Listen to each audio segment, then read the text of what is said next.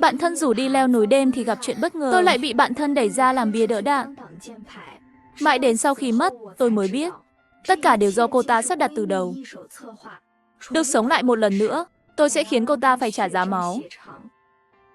Tôi hận cô ta đến tận xương tủy. Cô ta không phải trong mắt mọi người là một bông hoa nhỏ dịu dàng, lương thiện sao? Vậy tôi sẽ khiến cô ta hủy hoại, trở nên không ai thèm liếc mắt đến nữa. Phụ nữ các cô đúng là đáng sợ. Công việc bị mất ở công ty đó. Nếu không phải vì bố tôi có quan hệ chút ít, thì với thành tích phỏng vấn của Liễu Như Yên, cô ta chẳng thể nào được nhận vào. Về chuyện đại học 4 năm, tôi được xếp vào danh sách hoa khôi, nhưng đó là do người khác xếp.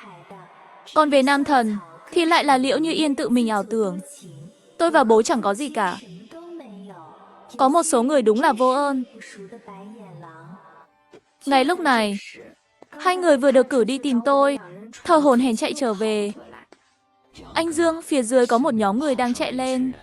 Nhìn cách ăn mặc có vẻ là người của chú Mũ. Anh Dương vừa nghe xong liền nổi giận, lập tức túm cổ Liễu Như Yên. Đồ đàn bà thối, mày dám chơi tao à? Không phải đâu anh Dương. Em không có. Không có, mày dám nói là không biết. Tối nay có người của chú Mũ đến à? Mày còn nói ghét cái này ghét cái kia. Tao thấy mày chỉ muốn nuốt trọn vàng nhà họ mà thôi. Bảo sao mày cứ xúi giục tụi tao ra tay với họ. Thì ra là định giăng bẫy tụi tao. Dương quá mà lại đi gần đàn bà như vậy. Dám chơi bọn tao à? Tôi ngồi nấp trên cây, nhìn Liễu Như Yên bắt đầu trợn mắt trắng. Chị cảm thấy thật hả hê. Nhưng rất nhanh cô ta đã được buông ra. Anh em tụi tao nửa đêm không ngủ. Đâu phải đến đây chỉ để giải trí với mày. Thế này đi, mày chơi đùa với bọn tao một chút. Chuyện hôm nay coi như xong. Kế hoạch trước đây vẫn giữ nguyên. Liễu Như Yên bị ném xuống đất, ho dữ dội. Nghe rõ lời của anh Dương xong, cô ta theo phản xạ định kêu cứu, nhưng vừa mở miệng, đã bị một tên đàn em của anh Dương nhanh tay vốc một nắm bùn nhét vào. Họ hợp sức, kéo Liễu Như Yên về phía đỉnh núi. Thật tốt, không còn nghe thấy tiếng gì nữa. Lúc này tôi mới nhảy từ trên cây xuống. Nhưng vì chân tê, vừa chạm đất thì chật chân, dù chân đau, nhưng lại vừa khớp với kế hoạch của tôi. Tôi lưu đoạn video vừa quay, rồi tập tễnh đi xuống núi. Đi được khoảng 10 phút, tôi gặp nhóm chú Mũ đang tuần tra. Nghe tôi nói bạn thân bị vài người kéo đi, những chú Mũ khác lập tức lao đến cứu.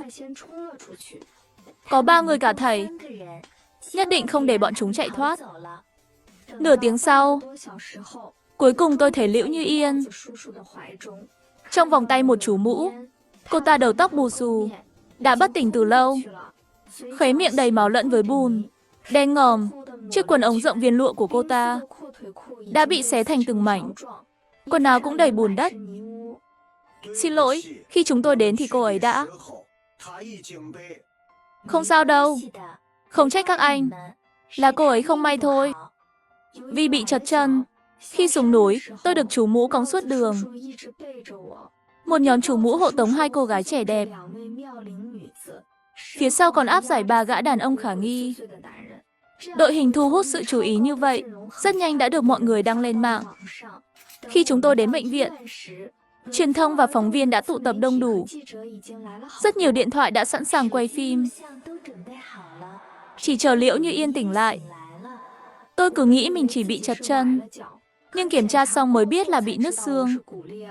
Sau hàng loạt kiểm tra, tôi gặp lại Liễu Như Yên vào ngày hôm sau. Lúc đó trong phòng bệnh của cô ấy, đầy phóng viên, các chủ mũ và lãnh đạo cấp trên. Nhìn thấy tôi, cô ta liền bắt đầu vu oan ngược lại. Giang Huyền, tôi coi cô là chị em tốt, mà sao cô có thể bỏ tôi lại mà chạy trước? Đi leo núi đêm cùng bạn thân, gặp người lạ mời mọc. Tôi cảm thấy nghi ngờ, nhưng bạn thân lại nói tôi hoang tưởng. Khi những kẻ kia lộ rõ bộ mặt thật, tôi lại bị bạn thân đẩy ra làm bìa đỡ.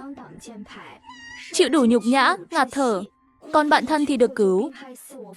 Cô ta còn giả làm con tôi, chiếm lấy gia sản của tôi, rồi được cư dân mạng khen là bạn thân tốt nhất trần gian.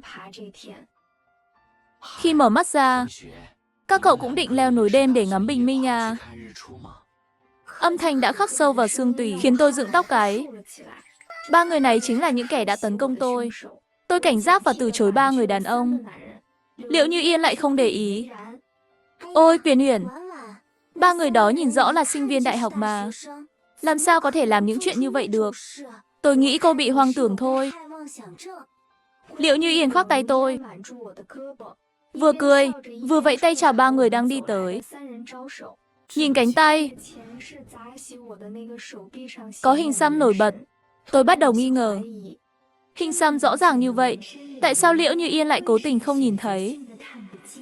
Cô ấy cứ khẳng định ba người đó là sinh viên đại học, và còn nói họ mang theo biểu ngữ để tuyên truyền nữa. Sau khi tôi rửa sạch, chú Mũ mới xuất hiện đúng lúc. Cứ như là thời gian được tính toán sẵn để cứu cô ấy vậy. Liệu có phải có điều gì mờ ám trong chuyện này không? Uyển Uyển, cô còn sợ sao? Nhìn kìa, các cậu làm bạn tôi sợ hết rồi kìa. Nhìn mấy anh chàng này đi. Ai nhìn cũng thấy họ là người tốt, tôi có gì phải sợ đâu. Xác định Liễu Như Yên không phải là người sống lại, tôi lập tức hành động. Khi chúng tôi đến gần nhà vệ sinh công cộng lần trước, tôi lấy cớ vào nhà vệ sinh, lén trèo lên cây ẩn nấp. Sau đó, tôi ném một viên đá xuống con đường dưới núi. Tiếng động đó đúng như tôi dự đoán, khiến họ nghi ngờ.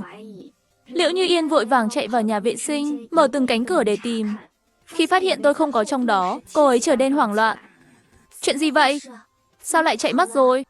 Chắc các cậu đã để lộ sơ hở rồi phải không? Vừa rồi có tiếng động từ chỗ đó, chắc là cô ta đã chạy xuống núi rồi. Vậy sao các cậu không đi đuổi theo? Chớ để gặp phải cô ta. Liễu Như Yên ngập ngừng định nói gì đó. Tôi biết rồi, cô ấy sợ tôi sẽ gặp phải chú Mũ trong kế hoạch của anh ta. Chú Mũ đã xuất hiện đúng lúc. Tôi nhanh chóng lấy điện thoại ra và quay video. Điều tôi không ngờ là người đã tấn công tôi trong kiếp trước lại có chút trí óc. Đừng có nói linh tinh. Đừng bảo là cậu còn có kế hoạch gì khác đây nhé. Sao có thể chứ, anh Yang, tôi chỉ muốn nói là đừng để bị sói ăn thịt thôi. Tôi nghe nói trên núi có sói đấy.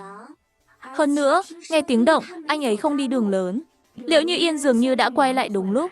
Hai người kia cũng chạy xuống núi theo sự ra hiệu của anh Yang. Từ cách gọi anh Yang của Liễu Như Yên, tôi cũng xác nhận rằng họ thực sự quen biết nhau. Người tên Yang đó có vẻ như đã chắc chắn thắng. Anh ta vòng quanh Liễu Như Yên. Chẳng phải cậu định làm chuyện này sao?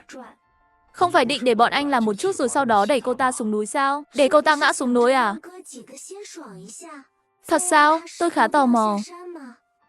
Cậu với cô bạn này không giống như có thù oán gì sâu sắc. Sao lại ghét cô ta đến vậy?